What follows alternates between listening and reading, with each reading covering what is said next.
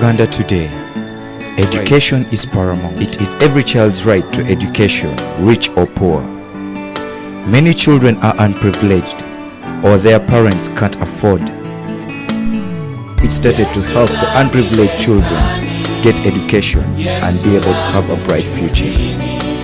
Join us in the struggle to help every child get education and a right to be a child. Hi friends, I'm Soroti, I'm the director, New Hope, the children's organization. It was founded in 2013.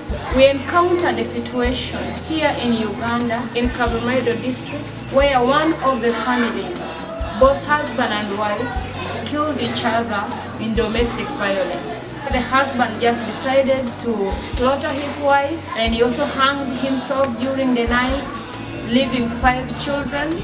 The name is Sandra. We came back from the hospital with our parents. We ate supper, we went to sleep. In the middle of the night, my parents woke up and they started fighting. Daddy started beating mommy with a big stick. That time there was a big knife in the house. I came out of the house. I wanted to save my mother, but I could not because it was too difficult. I was also scared that maybe my father would kill me. So I came out of the house.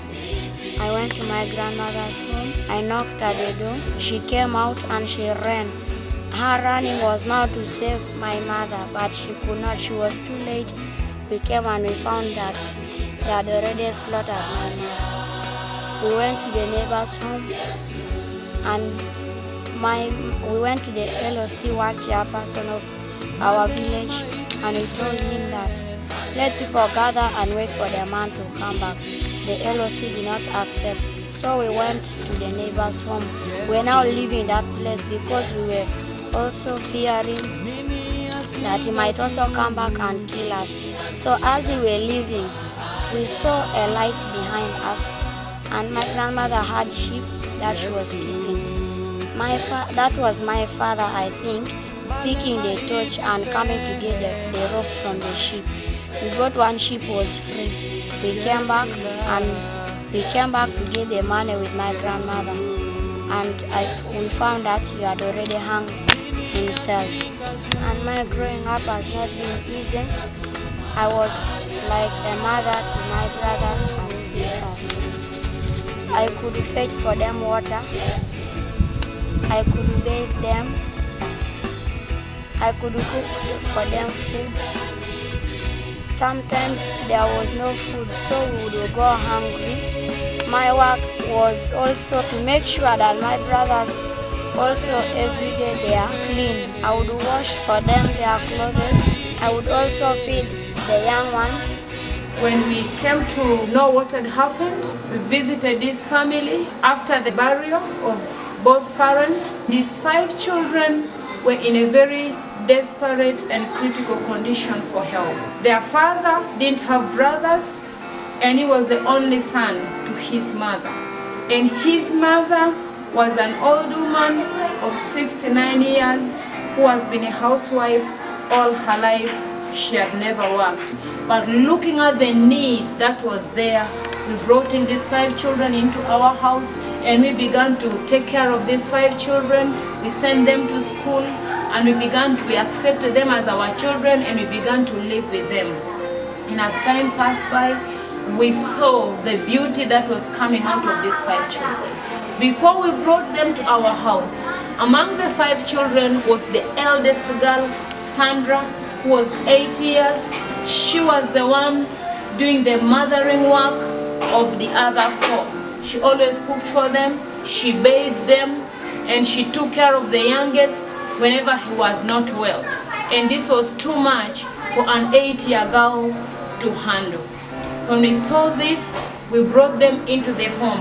When we saw what God was doing in the life of these children, our hearts were compelled to reach out to more of this kind of children. And we began to put our thoughts together as a couple, and we began to believe God for resources to be able to reach out to totally orphaned children and circumstantially disadvantaged children in our community.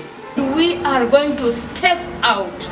We are going to be the voice for the totally orphaned children and circumstantially disadvantaged children. After 3 years of me, together with my husband, accepting these children into our home as our own children, parenting them, giving them all the necessities that they need as children. After 3 years, my husband gets into a car accident, and after 2 hours of the accident, he passes on. When I received the message of his passing on, the first word that I mentioned was, what am I going to do with the children that we have brought into our home, that we have been parenting together? Now that you have gone, what am I going to do for them? My heart broke.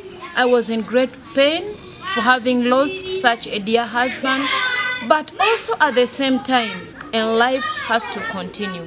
I began to feel the deep sense of the loss that I had gone through. Who is going to look out for their needs? Who is going to look out for their interests? Life had changed for them. They were not the desperate, needy, rejected, abandoned children that they were before.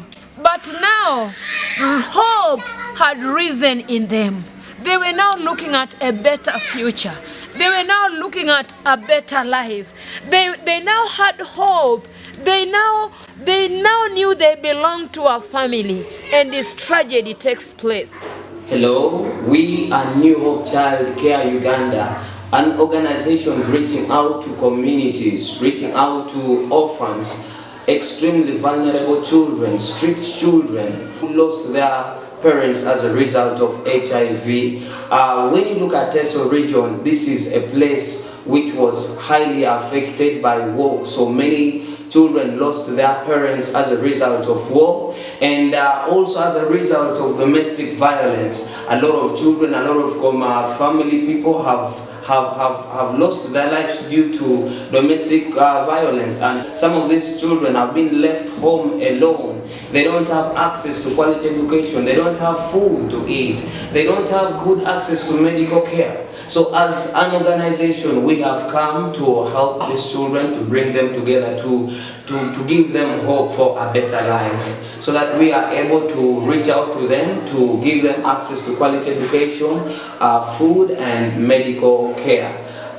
You are there and you want to be a blessing to these children, you want to reach out to them, you want to give, please feel free to give, and surely God will bless you. Thank you so much.